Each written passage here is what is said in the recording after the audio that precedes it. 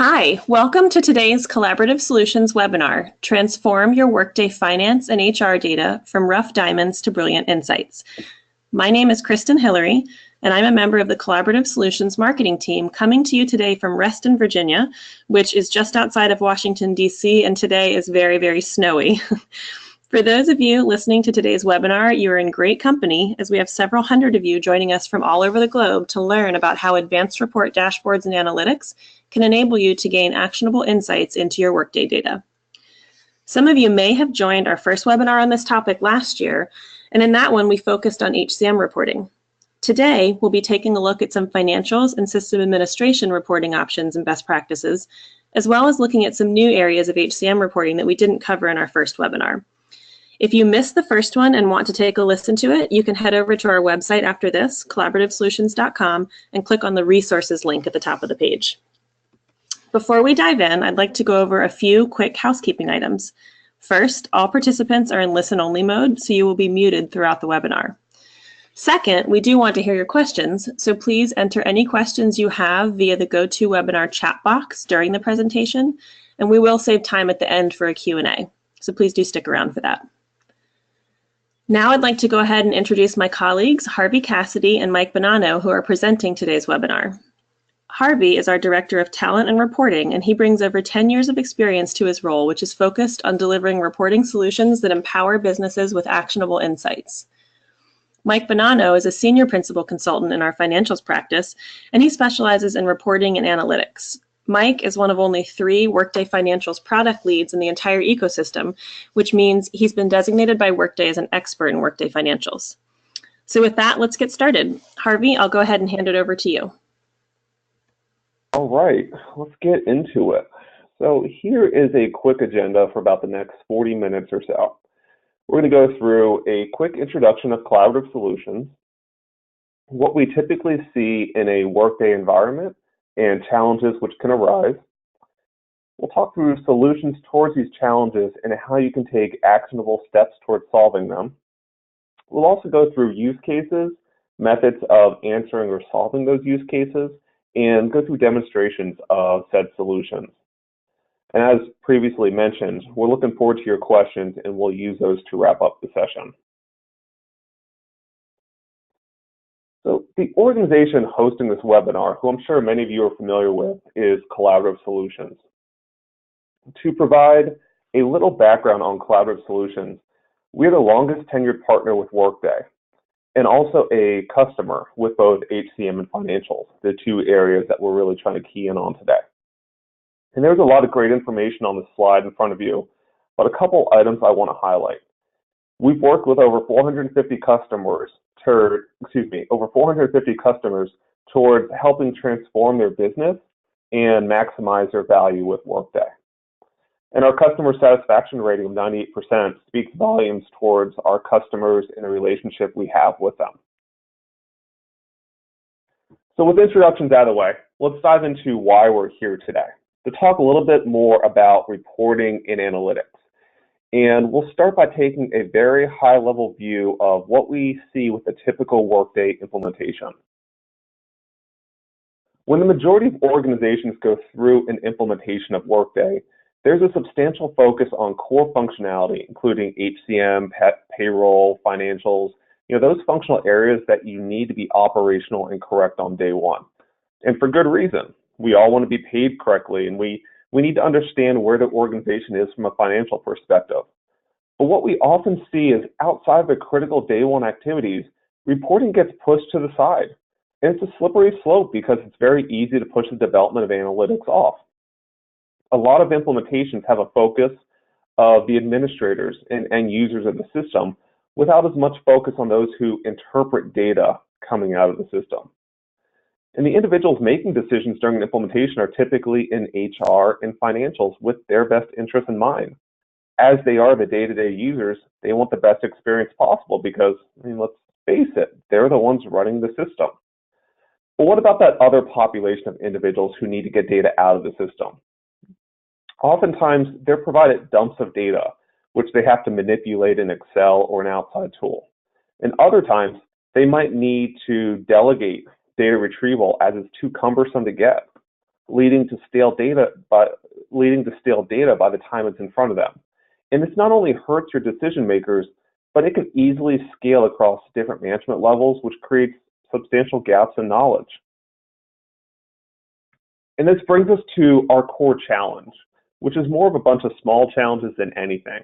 But the core question I like to ask is, what can we do from an analytic perspective in Workday to meet our business needs? Now, I'm not sure anyone on this phone can answer that question, as there's really not a one-size-fits-all solution, but the framework for getting from the start to the finish is a relatively consistent process. We need to identify what you want to do with analytics, identify how we can do it within Workday, and then start the process of actually building things. It seems simple when you condense it. And this brings us to the value-adding portion of the webinar.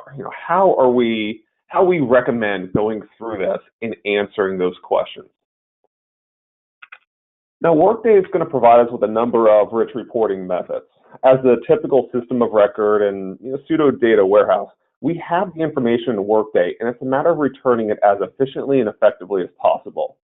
And there are two methods of returning data through reports, which are extremely effective when you're trying to tell a story. And these methods are custom analytics and scorecards.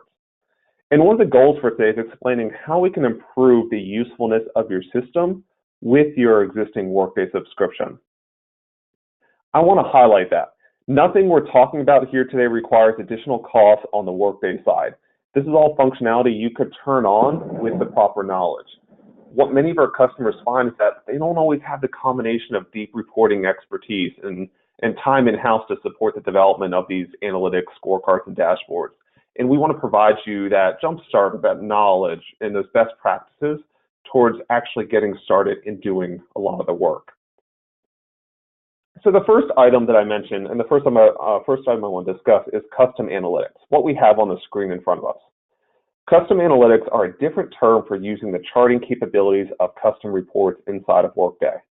Whether you're using advanced reports, matrix, trended, or nbox, the presentation of this material back in the form of dashboards is an incredibly powerful tool.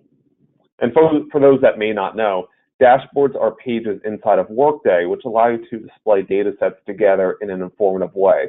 And we'll actually be taking a look at a couple of those a little bit later. So using the different types of charts or custom analytics, we're able to tell different stories across different sets of data. Pie charts allow us to compare our values against the whole. Line charts allow us to overlay data elements on top of each other. And histograms allow us to do things like side-by-side comparisons. And there's always new versions of charts coming out, such as bubble charts, which are relatively new. And there's always new versions coming out, and I'm excited to see where Workday goes the next couple of releases. And the other variety of reports that we want to discuss are known as scorecards inside of Workday. Scorecards are very similar to custom analytics in that they return data, but this is a slightly different version of accomplishing the same goal. Comparing it to custom analytics, there are a lot of advantages gained using scorecards. The core differences include trending indicators through colors and arrows, population of target percentages against metrics, presenting recommended actions, and you can also use processes to systematically publish this data after it's reviewed. And it's not to say that some of the things that we just talked about from a what scorecards can do perspective are not available in custom analytics, because more often than not they are. But it's a little easier for us to see and understand on scorecards.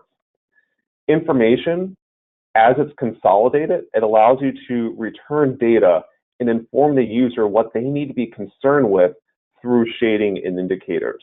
Workday provides you the avenues for drawing attention to specific metrics, and it's also going to allow you to insert help text toward helping the user understand what they're reviewing and how they should react to it.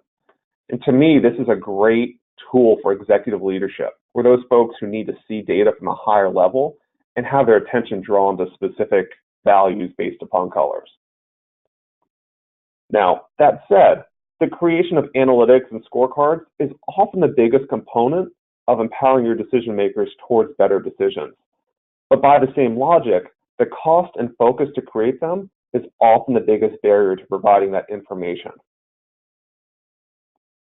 So Understanding what the options are is great, but how you use those options is critical towards success.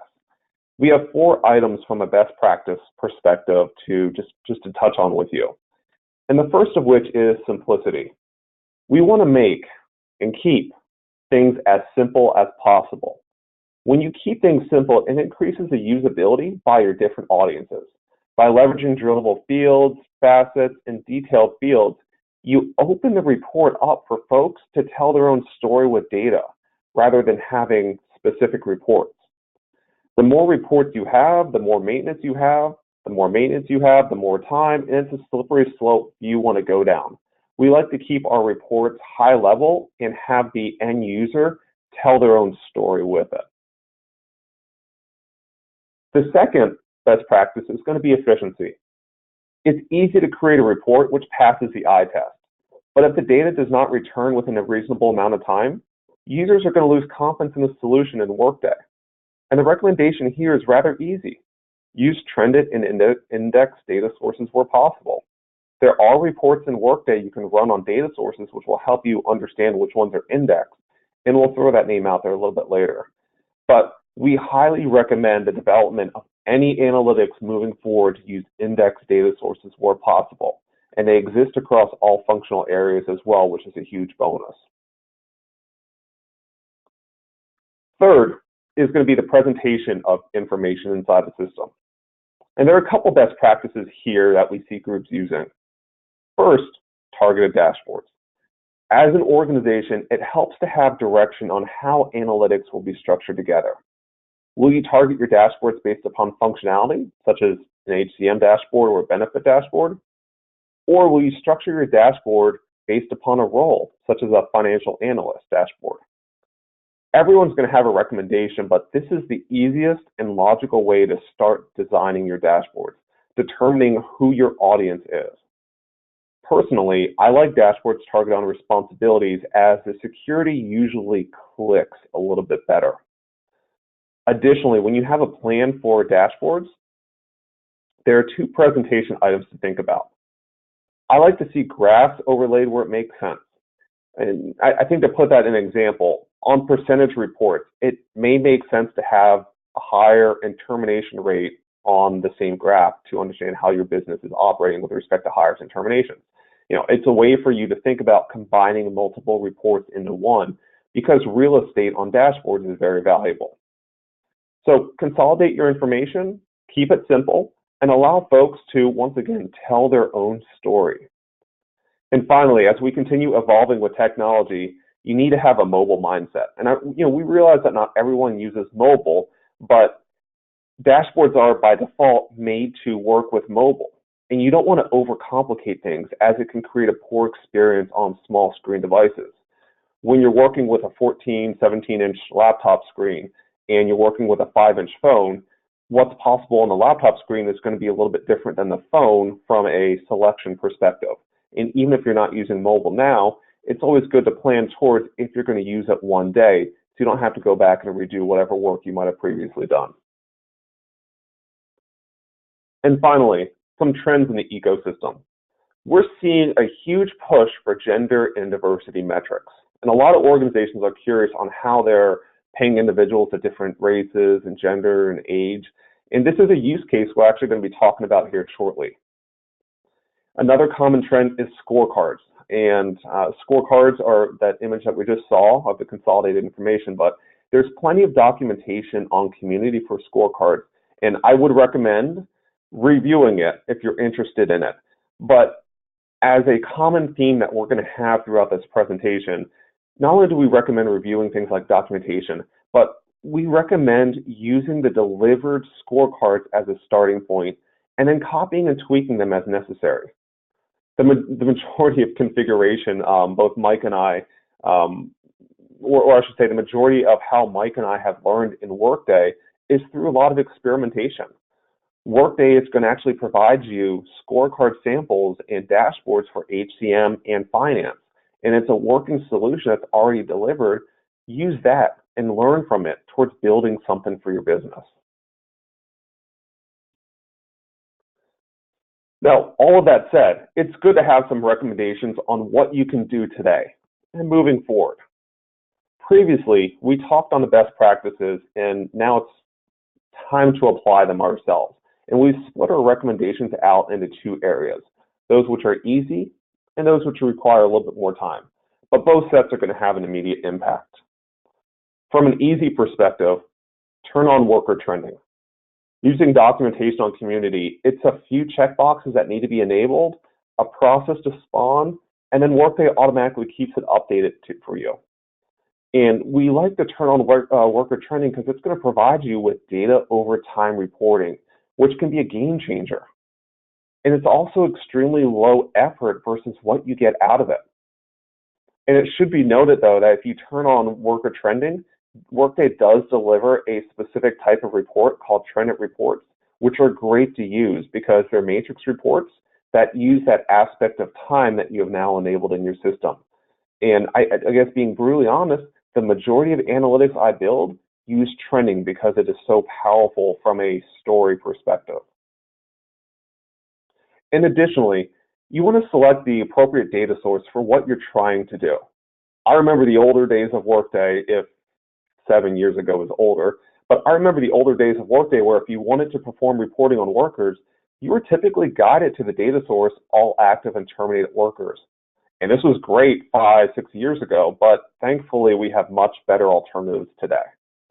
And as mentioned previously, we would highly recommend building reports on index data sources as they're just as easy and they provide a better, quicker end user experience. And there is a report in Workday called Data Sources that allows you to see all the available data sources and which ones are indexed for a more efficient report. From an advanced perspective, and time permitting, of course, I love to see people use scorecards. You can also use our previous recommendation of leveraging existing metrics and dashboards towards understanding them, but Workday delivers 2 scorecard dashboards, one for financials, one for HCM, which you can set up and use as a baseline. And just reiterating the point I'll make 6 more times, highly recommend that you uptake functionality as it's delivered and then tweak it and learn what the report and what the functionality can do based upon those tweaks. So one more item that's a little bit more advanced is composite reporting, and I want to turn over to Mike to talk about that a little bit further. Thanks, Harvey. So composite reporting, as a financials consultant, I'm building composite reports quite often, especially since I'm specializing in financial reporting. Composite reporting, it's admittedly complex. So, I'm not going to pretend that it's extremely easy. However, Workday does provide you some delivered examples that you can use as baselines. And there's also some pretty good training out there as well that you can have your report administrators and analysts do. Once you sort of get the hang of how they operate, they're not as scary as they first seem. So they're a very different reporting method than any other report in Workday. So the main use case of why you use these composite reports is really pulling data together that live in different areas of the system. So how we say that in Workday speak is different report data sources. So a common financials example is budget versus actuals reporting. So your budget or your financial plan, that data really lives on the plan, whereas journal lines live on the general ledger. So in Workday, those are 2 different report data sources, 2 different business objects that collect that data. So composite reporting, what that does is it allows you to have the interaction between these 2 data sources so you can get things like remaining budget out of your reports. And also, what I should mention is composite reporting, the composite reports that you build can actually be enabled as worklets so they can be applied to your dashboard as well. Just be careful, just a word of caution. You don't want to have an overly complex composite report. Composite reporting can do a lot for you.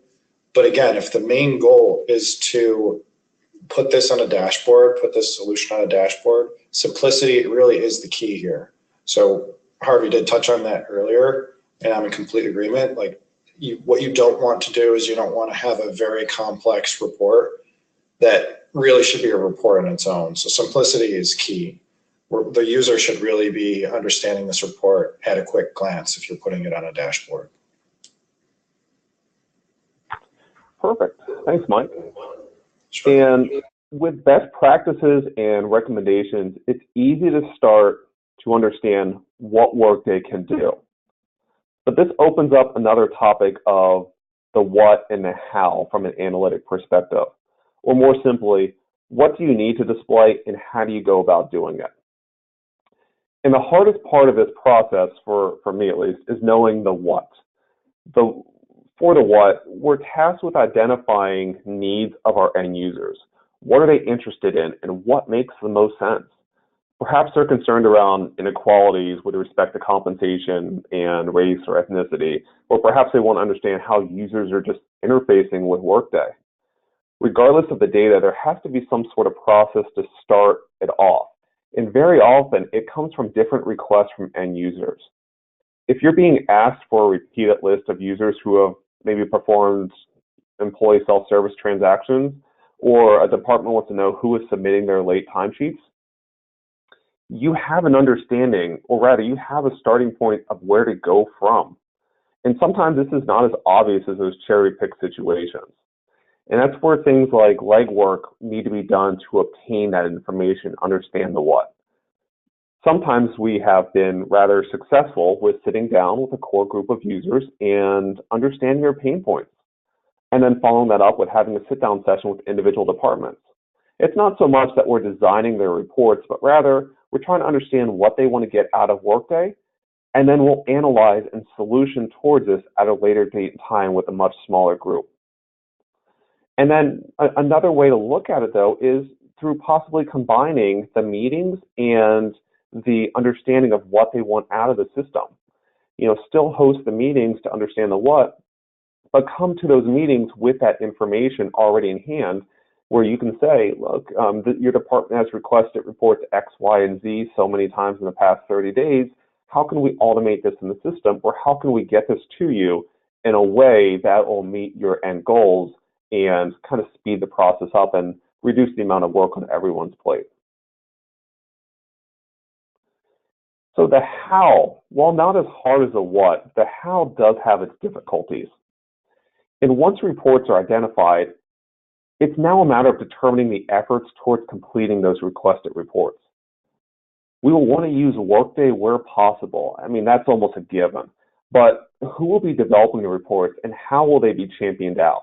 This is a conversation that we could help guide, but it really depends on the knowledge level and availability of your team. There are many methods to discuss, but I like to see a couple things. I like to see a prioritization of reports from a development perspective. You may have 10 reports that you want to display on a dashboard, and perhaps it makes sense to accomplish the easier or the higher value reports initially, and then push off the more time-intensive reports until resources are available. Or perhaps it makes more sense to engage a partner such as Collaborative to work with you and shift those harder reports to your partner and focus on what your team can accomplish. And afterwards, obtain the appropriate knowledge transfer so you can expand on how your team operates within Workday. You don't have to do all the heavy lifting yourself. You can have someone else do the heavy lifting and then educate your team on that heavy lifting. But regardless of the method, there are ways to save time during the implementation. We talked about one previously with developing what you know and leveraging Workday examples where possible. And to reiterate this, Workday has provided a lot of examples which will get you 50% of the way there. Use this as a starting point as a way to jumpstart your own development. Another common one we see is too many reports. Can you solve 5 reporting needs with 1 report? Do folks really need their own versions of reports? Or perhaps can you build a nice high-level matrix report and allow the user to drill down into the data through facets, a drillable field to get what they want out of it, to keep that simplicity in place? Now, Workday is going to provide you with those different methods of understanding the data and allow you to shift that effort to the end users to, once again, tell their own story. And this alone is probably your biggest time effort saver during any kind of engagement. consolidating smaller requests, and providing reporting tools to the end user. Now, for now, though, I think we've gone through enough PowerPoint for y'all, and I think we've gone through some helpful ideas and tips towards developing analytics. Let's go through some use cases and provide ideas around what we're seeing. And we have 3 use cases to share. The first one is going to be on financials. The second is going to be on HCM. And then the last one will be on how Workday is used from more of a user adoption perspective. And with that, I'm going to pass control to Mike to talk about financials a little bit more.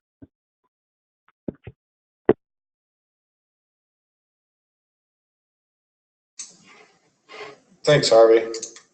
So I do have a few more slides to get through, but we are going to jump right into the presentation right after here. So first of all, financials is a pretty big module in Workday. So it has many, many functional areas. I'm just going to list a few. So customer accounts, supplier accounts, banking, cash, budgeting, there's business assets. The list goes on, endowments, expenses. So there's many, many functional areas of this product, and each functional area really needs its own set of important analytics that they can track what's going on. So in this particular example that I have up on the screen is really within the supplier accounts functional area, and specifically for accounts payable managers. Okay, so what are the responsibilities of an accounts payable manager typically? Well, they maintain the supplier master, right? So they're going to be interested in their current list of suppliers.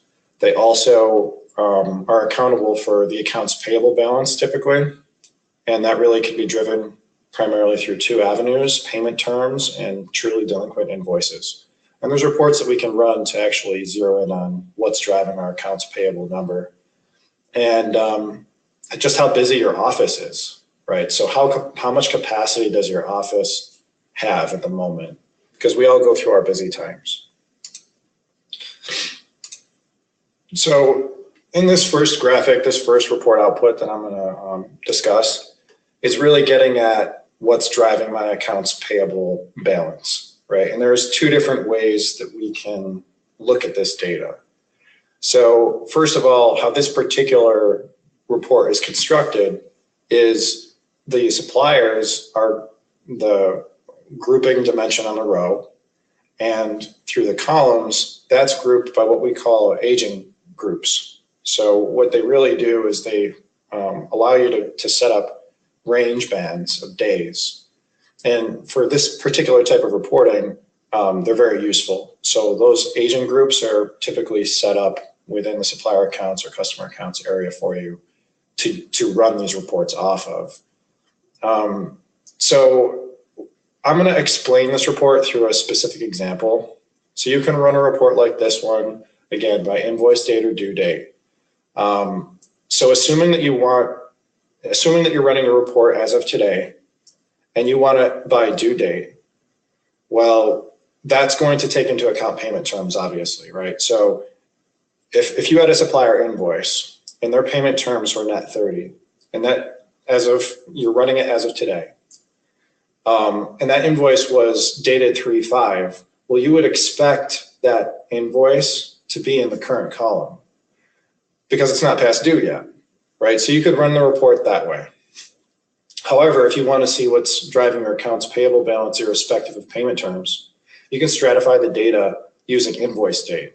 And what that'll do is, using the same example of that invoice that was dated 3/5 and you're running the report as of today, well, that particular instance, that particular invoice should be in the 1 to 30 day column now. So there's multiple ways of looking at that. So this next graphic, this is really explaining how busy your office is. And I'm actually going to interact with this one in the demonstration portion. And same thing with this one. This really is your top supplier relationships that you need to be concerned with as an accounts payable manager. So this becomes extremely important. So I'm going to jump right into the demo. What I'm going to highlight in the demo is really the power of presenting all these analytics on your screen at one time.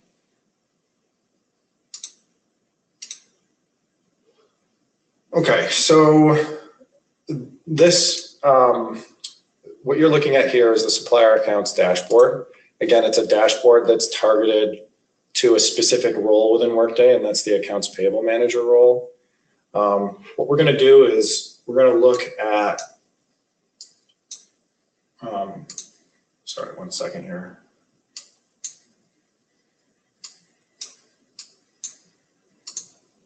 So what we're going to look at is we're going to look at the dashboard and from top to bottom, and actually see, what's the usefulness of presenting all this data at one time. So first of all, this top metric here, we have what's going on in my current office, right? So as the accounts payable manager, I want to know how busy I am. Well, I can see that there's 635 invoices that have been approved but yet not paid. So that's what this number is. And if I wanted to drill into that number, I could do that. So that's a productivity type of measure. Next is how complex are the invoices? So do they have match exceptions? What's driving my efficiency, right? So from an effective standpoint, how many invoices are we creating and then canceling? So that really is something that you need to keep an eye on as an accounts payable manager in terms of how effective your office is. You don't want them just processing invoices and then canceling and then processing again, right? And then how effective is my workflow that I've set up within Workday? Do I have a lot of invoices that are in progress? Do I have a lot of draft invoices, meaning my office really is creating a lot of supplier invoices and then getting back to filling out the rest of their data at another point in time? So yeah, another sort of indicator of complexity. Now, if I scroll down just a touch, I can see that metric that I showed just a second ago in my PowerPoint slides. In this way, I'm actually at a macro level looking at suppliers that I have in the system that are my top suppliers, right? So suppliers that are driving most of my spend, that's this pie chart. And when I hover over the pie chart, you can see that it's interactive, right? So if I actually click into this number, I can drill to those data points that make up that number. Now, on the other extreme, we have suppliers that are very inactive, right? So maybe there's suppliers that we're underutilizing on this list, and we're maybe overutilizing suppliers that are on this list. So really, to maintain relationships of your suppliers, it's powerful to have both of these reports ran at the same time and compared in two different methods. I'm not going to go through all of these worklets, but I am going to show you how you can interact, and this is another point that Harvey touched on, matrix reports to actually get the most out of them. So you can see that this particular worklet, is grouping the data by supplier. So if I go and hover over the total, and I click on this, what I call the teeny tiny triangle here, I can group it by a different dimension.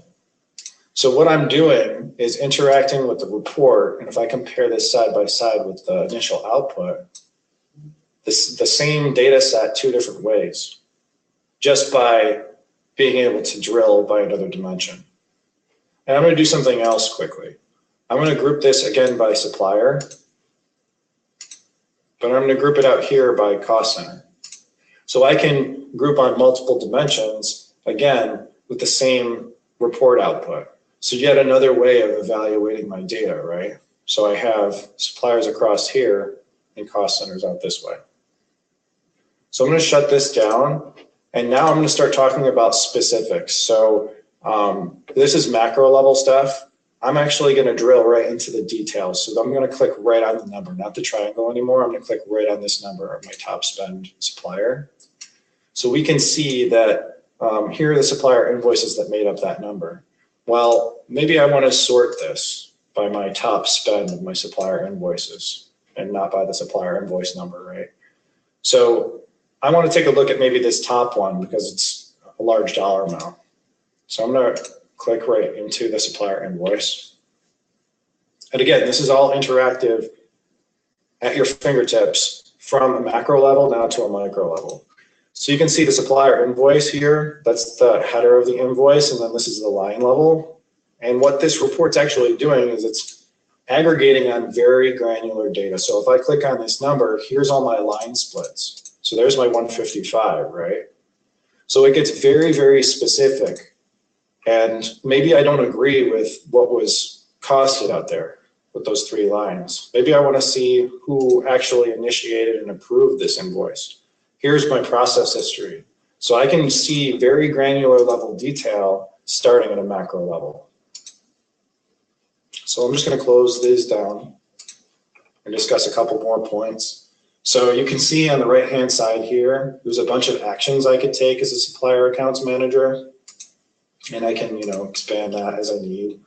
I'm not going to get into all of these, but for this particular worklet, it's pretty nice. You can, dashboard. You can actually link to other dashboards. So this is a delivered dashboard. I'm going to link right to it. And this is our settlement area now. So an accounts payable manager might be very interested in a bunch of invoices that were sitting out there as unpaid. If the settlement run, was supposed to have ran today, which this top bar here, this announcement is telling me that it would have ran as of Thursday, right? So I want to explore that maybe and take a look at, see, what's going on. So firstly, and this is sort of the treasury management side of the house now, functionality-wise that we're evaluating. What are my payment statuses that I have out there? Is there a settlement run that's in a workflow? Now I can see in this testing environment that I'm demoing in that there isn't a settlement run that's mid-flow, but that could be a reason maybe why my supplier invoices are still hanging out there. You can see that there's another pie chart here with what is actually contained within those settlement runs that need to be ran, right? So if I take a look at the supplier payment, I can drill into that number and take a look at the supplier payments. So very powerful, a lot at your fingertips. If you click like right here, now this isn't a scorecard, even though it, the presentation is sort of like a scorecard. This is actually a delivered worklet, but if I click this number, the data becomes very actionable. So I'm going to view that detail, and I can actually click right into this button and run a check printing run if I wanted to for that particular payment. So that's about it. That's what I wanted to show you. So I'm going to hand it back over to Harvey now. But you can see that a lot of these dashboards, they become very actionable with real-time data. And that's really the main point I'm trying to get across here.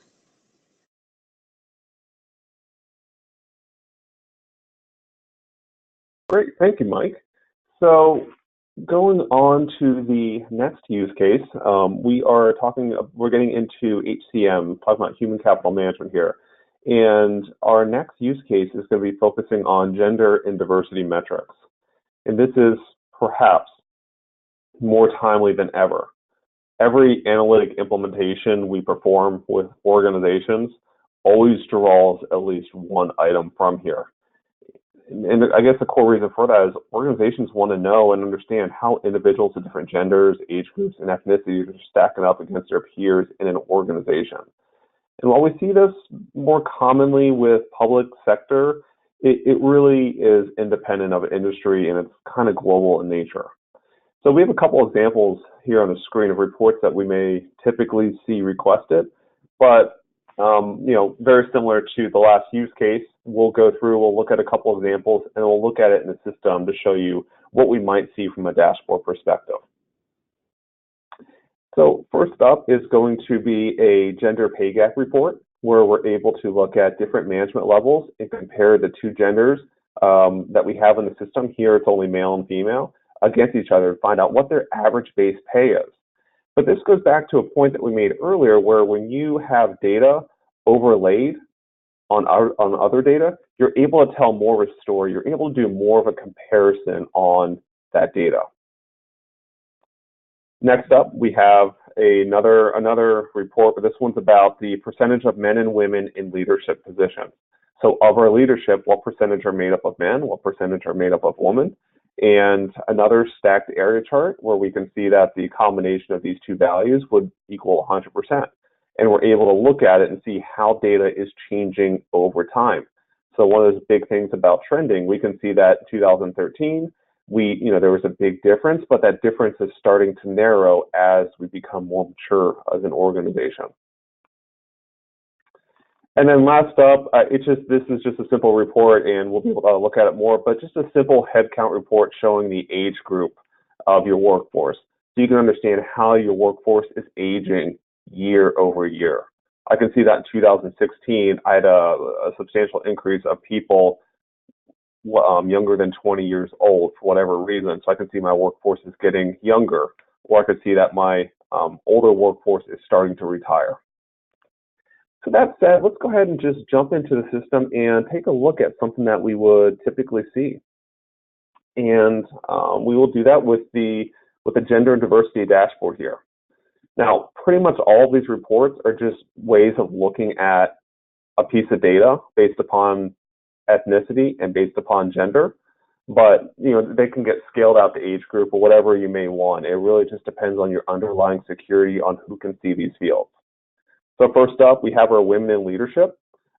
Please forgive the sharp ends in these reports. But again, we have the actionable data that Mike was alluding to, how you can click on it and how you can interact with it and how we can look at it over time. I think one thing that's worth noting on here is a lot of these graphs are meant to be just small, so I can get as much on the screen as possible, but they can all be blown up to look at in a new view and use facets and even expand out the axes. The axes are a little bit cleaner looking. So we like to see, and we do see a lot of different reports on ethnicity and gender in leadership. We also see a lot around pay gap analysis. I'm going to go down to the gender pay gap, where we can see, based upon the different management levels, how people's base pay stacks up against each other. And then we also have just two simple reports on headcount. One is by age group, understanding how our headcount is aging over time. And then something else that's kind of been the most requested is understanding our headcount and other statistics by generation. So that said, that is really just a very basic gender and diversity dashboard that we would typically see. It shows you a couple different things, whether it's around headcount, compensation, or where you are from a staffing and leadership perspective. Next up, we have one more use case, and this use case is going to be something which I am extremely excited about because I rarely see it in action, and I rarely see organizations report on it, but that's more often than not because they don't know that they can. And once they find out that they can, or rather once they kind of get ideas, it almost opens up a new world for them on data, and we start seeing excitement. But the core of it is Workday provides you a lot of data sources and avenues for understanding how folks interact with the system. And through understanding this, you can get a better idea of how folks use the system and how you need to configure and perform any kind of events that you're doing in the system. And a couple ways to look at this is, what countries are accessing Workday? If we're a multi-country organization, which countries are Workday and which ones are not? Are people submitting business processes on themselves? Are managers doing them on behalf of workers, or are they being done administratively? How are business processes being done in the system? And then how long are those business processes taking to complete from a cycle time perspective? Are there countries that use self-service more than others to help you understand whether or not people are using the system in a way that you intend it to? And the last one on here, I think, is probably one of the cooler ones. What time of day are people accessing the system? And you can even break this out by country. If you need to do something in the system, make a configuration change, this will help you identify what is the best time of day with the lowest amount of activity in the system. And just to show you a couple of examples of this on the screen here, here's just a simple report showing you how people are using the system. We can see in the time period we had about 12,000 logins. and all but about 60 of them were from a desktop. And then using the functionality Mike showed you earlier, you can highlight, you can adjust things on it, and you can drill into the data to get more information. Here's that last report I talked about. What time of day are people logging into the system? So I can see that there's a sharp increase around 8 or 9 o'clock when people coming into the office. And then it looks like they kind of get tired of it. And then there's just sharp amount of productivity at 4 to 5 o'clock. And at 5 o'clock, it's quitting time. So I could look at this and go, okay, 6 o'clock, 7 o'clock, these look like good times for me to perform any adjustments to business processes in the system and not impact people. Here's a cycle time report where it shows you about how many days business processes are taking from based upon when they're completed, from the number of days since they were initiated. And then finally, just another way to look at a similar report, here's all the business processes sorted based upon quantity of those that are employee self-service versus manager self-service versus just not a self-service transaction to begin with. And we've actually got a couple of these set up in the system, so I'm going to jump back into the system and just kind of show you that on the screen with maybe a couple other ideas. So I had my login by time report over here on the upper right-hand side. You can see how many people are logging in. I had my login by device report. But some of the other ones that I want to just highlight on are reports like this. I have unique logins versus by country. Something like this will look at every Workday account for someone in a country, and it'll show you, has this person logged in the past 30 days or not? And you can see who is using the system. And it doesn't have to be based upon country. I just like to think globally like that. It could be based upon company, it could be based upon supervisory org, whatever organization type or grouping you have in the system. And then I also have 2 abbreviated examples here of something like business process completion time, where maybe just based upon a couple of business processes, I can see that everything in the past 30 days was completed within 5 days. And then you could stretch your axes and your variables to go along with the metrics that you're interested in. I think probably the best one, though, is the one that for some reason doesn't seem to be playing well right now, and that is the understanding how people are using the system from a self-service perspective.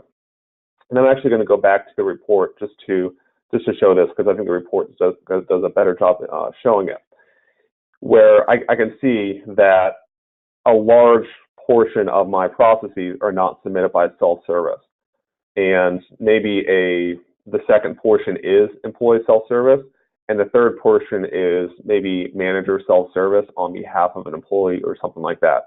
So it gives you an idea when people are doing things, how are they doing them in the system? So with all of that said, and all the information we've gone through here, if you find yourself in a situation where you need help with the process, I want to mention that Collaborative Solutions is here to help. We've developed offerings around key business metrics for HCM, user adoption, financials, and learning. And these metrics were developed based upon things like best practices, functionality, and our experience through these types of deployments. And we're able to offer all these analytics and scorecards as part of packages for quick implementation. We usually do analytic implementation in about a 5-week time period. And something like this, it might be the involvement you need to get over the difficulties of actually starting an analytic implementation by giving you a place to start, your best practices in your framework. Or it might be a way to get you from nothing to something. So I'm gonna end the plug there, but I do want to say please feel free to contact us if you want any additional information, and we'd be happy to discuss. And wrapping it up, right before we get to questions, I hope some of the information that we talked about and we displayed gives you a little bit of a baseline or understanding on how you can leverage analytic capabilities within Workday and drive adoption. The toughest part about improving your system is understanding where you want to go and your capabilities. Whether you perform the effort internally or you wish to partner for services, providing value to your workforce through dashboards is a simple but yet powerful process. And that said, Kristen, I'm going to turn over to you for questions. Great, thanks so much, Harvey. So we've already gotten a couple in. The first question, and I believe this one's for Mike, but I could be wrong there. What is the biggest challenge of writing financial reports specifically? Yep, definitely me on that one. So this is a great question. I would say that the biggest challenge is there's just no cookie cutter reports that you can run out of the box that'll meet your requirements specifically. So the reason for that is because Workday allows you to use the system various ways. So I'll maybe run through an example. For customer accounts, if you're not specifically using sales items, for example, and you're just using revenue categories, that's a business decision that was made on your implementation.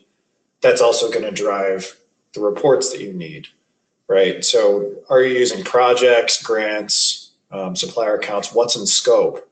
That also drives what you actually, what you need in terms of reporting. So with those FDM decisions made, now what you're basically doing is you're having to deal with those decisions through reporting. So this is maybe something for customers on the phone that are maybe in the midst of an implementation or have not implemented yet. Make sure that the FDM decisions you're making have reporting in mind. So what you don't want to do is make these decisions in a vacuum and then all of a sudden you can't get to the aggregations you need or the specifics that you need. So really reporting should be a part of your decision-making process in all facets. So that's the main thing. There's not one report for all customers. The good news is, collaborative solutions, we do have a lot of experience in this area, so we can bring that experience, our implementation experience, to the table when we're looking at what your reporting objectives are and with what the dimensions that you've chosen, to deal with from a reporting perspective are. So I hope that answers your question. Kind of went on a tangent there, but I think it's worthwhile. It's a great question.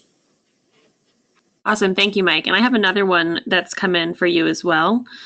In the financials demo, what type of reports present the data such as the upcoming due invoices? This is a simple view that could be used in several areas. Yeah, so for that specifically, the invoices due, that was a delivered worklet, I believe. So it was the graphic that had just the numbers, and you could click on the number and view the results. So that is something specific that Workday delivers for us.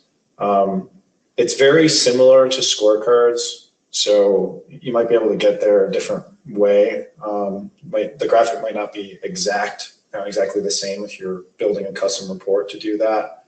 But there are pros and cons to using delivered worklets. Obviously, you're losing control if you're using something that's delivered, and that goes for just about everything. But it's a good starting point, and if you can live with the output of that worklet, it's a nice graphic on your screen. Great. So the next question we have is for Harvey. Are any of the admin reports and graphs shown standard? And the answer to that is yes. A lot of the stuff that Mike and I showed is standard. What you will typically find, though, is when they are delivered reports, it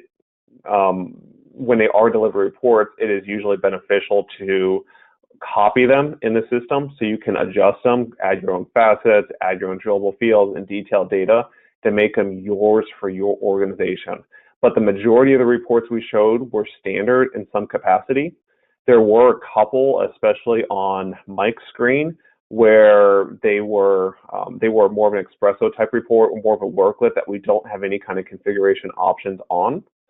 But everything, at least everything on the HCM and the system admin, is going to be delivered in some type of a capacity. It just might require some tweaking to get the exact data that you're looking for. Great, thank you. Another one for you, Harvey. Well, actually, Mike, you may be able to weigh in on this as well, but I'll let Harvey kick this one off. What are a few of the top metrics we could easily configure today? So I think going back to that conversation we had about maybe 20 minutes ago is if you find something in the system and you like it, that's usually a great starting point of seeing what work they can do and what the functionality allows you to do. But specifically to answer the question,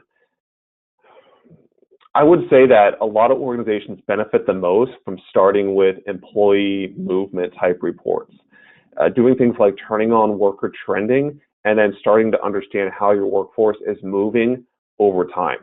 Or even things like headcount reports. How is your data changing over time, whether it's based upon tenure, by age, by gender, whatever it might be. And then you can also look at a lot of this data and compare it against job families, custom organizations, or even locations. So the key thing that I want to mention here from the HCM perspective is turning on worker trending and then slicing that data against other variables in the system that are interesting to you. And Mike, I think you probably have some metrics for financials that you can cover. Yeah, I definitely do. So assuming financials is in scope, this is kind of a broad question, but assuming financials is in scope, there are common metrics that executives like to look at, such as gross margin, cost, things of that nature. So trending that data, maybe your revenue numbers. If you're a non-for-profit, maybe you have specific costing metrics that you need to evaluate.